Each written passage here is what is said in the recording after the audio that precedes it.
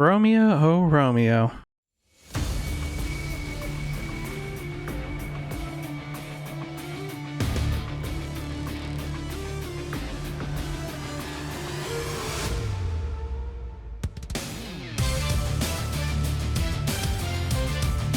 How's it going, guys? Welcome back to another video. So we're now into week 2 of the OTAs, and the media has been granted access once again on a Tuesday. And so with that, we're starting to get some even more information of what's going on in OTAs at the start of this week. And starting off with some players that are missing the 4th day of OTAs, we have Aaron Rodgers, Sammy Watkins, Alan Lazard, Amari Rodgers, Jair Alexander, Adrian Amos, Rashawn Gary, Jonathan Garvin, Preston Smith, Randy Ramsey, Mercedes Lewis, and Patrick Taylor. And on the rehab group, we'll have David Bakhtiari, Rob Tunyon, Elton Jenkins, Kylan Hill, Dean Lowry, and Patutu. Now, Matt Lefleur did say some players' flights were canceled right before OTAs, and that's why the list is a little bit more this week. So hopefully we'll be able to see him Wednesday and Thursday for OTAs. Just starting off with our first clip, we do have the rehab group. Matt Lefleur and the coaches have stated that Bakhtiari will not be present for the rehab group this week, which is honestly a bit concerning. Considering he was injured pretty much 2 years ago, and this group right here, we have Tunyon, Kylan Hill, and Elton Jenkins were all injured last year, and they're still showing up for the rehab group. So it's a bit concerning. But as you can see, we have Tunyon, Kylan Hill, and Jenkins over here doing some agility drills on the ladder. So far looking pretty good. I know on the last one I was curious if Elton Jenkins, it seemed like he was slightly unbalanced because he would take a hop onto his next step, but on here he actually looks pretty good. Looks like he's got good strength so far, and he's coming along pretty well. Looks like he's got his balance back, so very encouraging to see. Next up, we have on this one Jordan Love and Kurt Benkert throwing some passes to the wide receivers. So this first one, we have Malik Taylor catching a pass. Then this one's Juwan Winfrey with a hell of a one-handed catch there. This is Danny Davis. That pass is outside of his reach. That's a bad pass. Then Samari Toure. Romeo Dubs with a good catch. Christian Watson. I like his late hands, and Randall Cobb. So I mean, yeah, they're simple throws and catches, but they're still nice catches regardless, except for the one to Danny Davis that was out of his reach. Yeah, I don't see him. If he caught that, it'd been amazing. But simple catches, but still catches and procedures. I like Dub's extension there. Christian Watson, like I said, he's got good late hands. That is one encouraging thing to see out of him, are his late hands. I know he's had problems with drops. I don't know if that's because he tries to wait even longer sometimes, or just a lack of focus, but hopefully he can rectify that. All right, and next up we have Cobb pretty much doing a simple slant on, I think that's Matt Lefleur. Hold on, let's see, is that Matt Lefleur? On Matt Lefleur, so Matt Lefleur is apparently trying to go for our nickel corner slot. I don't think he's going to win a job looking like that. But Randall Cobb, good slant route, never a doubt. And on the next clip, we have here Danny Davis against, once again, Matt Lefleur playing nickel corner. A good catch. I feel like I just saw him hop at the top of the route. Or at the top of his break. I don't know how I feel about that hop. Probably want to try and cut that a lot cleaner. Yeah, they'll probably have to work on that. And that might be what Matt Lefleur is telling him. Like, hey, you can't hop right there at the top of your break. And the last offensive clip we have here, we have a couple of offensive linemen, Rasheed Walker and Zach Tom. We figured them to compete for some of the possible starting spots, especially on the right side of the offensive line.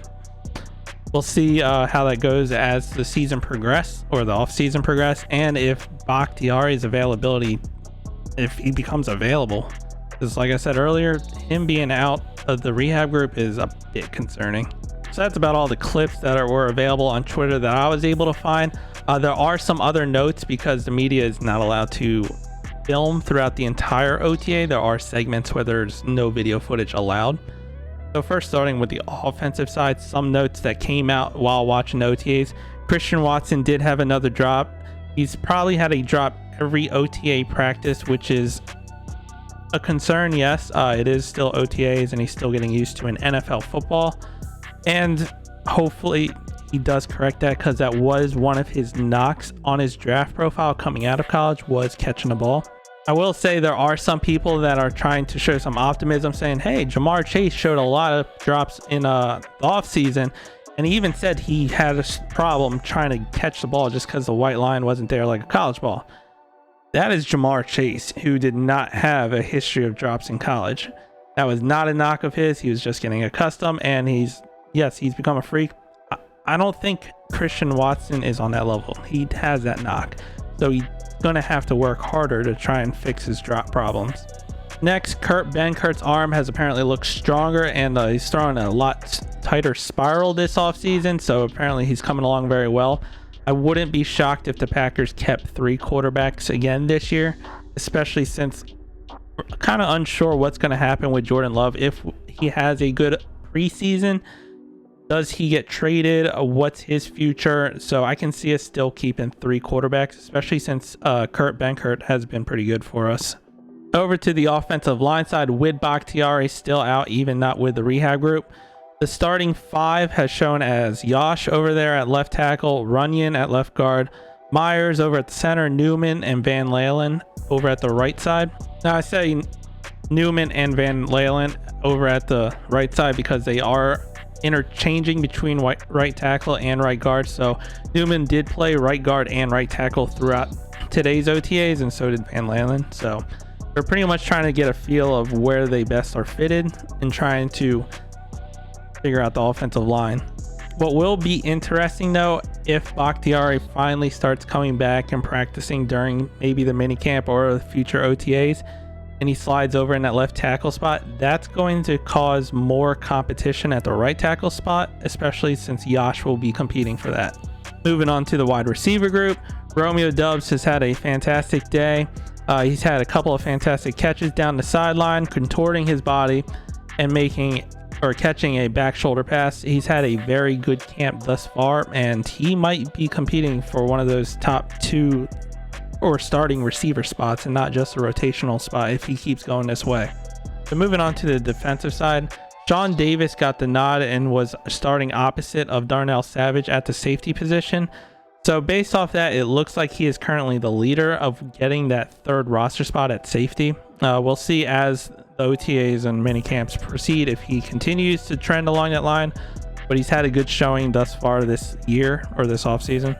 And over at the nickel corner spot, we had Cassian Nixon get a lot of reps at the nickel corner, so he is winning the job over Vernon Scott, who played some of the snaps over at the nickel corner.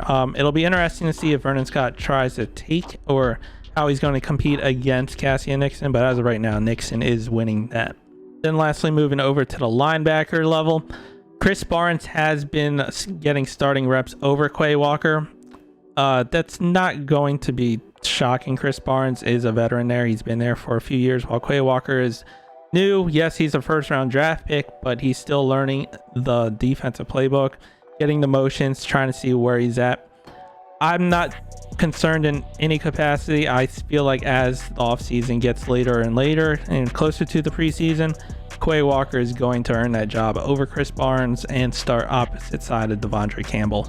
Lastly, moving over to the scariest but most optimistic position, special teams.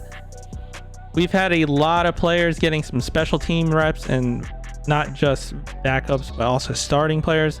So today we've seen getting some reps at kick returning Danny Davis, Christian Watson, Aaron Jones, Tyler Goodson, BJ Baylor, Romeo Doubs, Rico Gafford, Samora Torre, Raleigh Texada, Cassian Nixon, and Malik Taylor. So we've had a lot of players just trying to figure out who's good at kick returns. Looks like Rich is trying to see where everyone's at on the special teams, and they stated that they want almost every player to contribute on special teams in some capacity. I'm not entirely sure how I feel about that, but it's still early in the OTA, so I'll take it with a grain of salt and wait till as we get closer to the preseason to how our special team shapes up to be, because I personally do not want to see Aaron Jones back there. Then over on the punt return side, we've had mainly Romeo Dubs and Randall Cobb getting work on punt returns. Randall Cobb did miss, or he muffed one of his punt returns, and he did secure the other one, while Romeo Dubs was able to secure both of them. One of them he did misjudge, but he made a great recovery to it and was able to catch the ball. Also to note, it was an extremely windy day over there. Then at gunner, it was noted that both Eric Stokes and Rasul Douglas were rotating reps at blocking the gunner on punt returns. Once again, starters playing special teams. It's going to be interesting as we get closer to the preseason, but as of right now, there are a lot of starters getting reps on special team side. Then lastly, on the kicking side, no news if Dominic Eberle kicked any field goals, but Mason Crosby did kick a bit of field goals on this one. He was able to make a 56-yarder from the right hash mark, a 43-yarder from the right hash mark, 45-yarder from the left, another 45 from the left, a 47 from the left, and a 49-yard field goal from the right hash mark. So today he was a perfect 6 for 6 in a very windy practice field from both hash marks. So hopefully his misses and blocked field goals are a thing in the past, and it was just bad scheming by Mo Drayton and also our long snapper not being very good. So that's about all that's come out of the OTAs on day 4. There are going to be more OTAs this week on the 1st, 2nd, and 3rd, and then the mandatory minicamp where everyone is required to report will be starting next week from June 7th to June 9th. So hopefully we get an even more understanding of what the roster could look like with all the players being available and seeing Aaron Rodgers throw to a lot of these new receivers. But let me know what you think down in the comments. If you like the videos, hit the like button, subscribe to the channel, and as always, go Pack Go.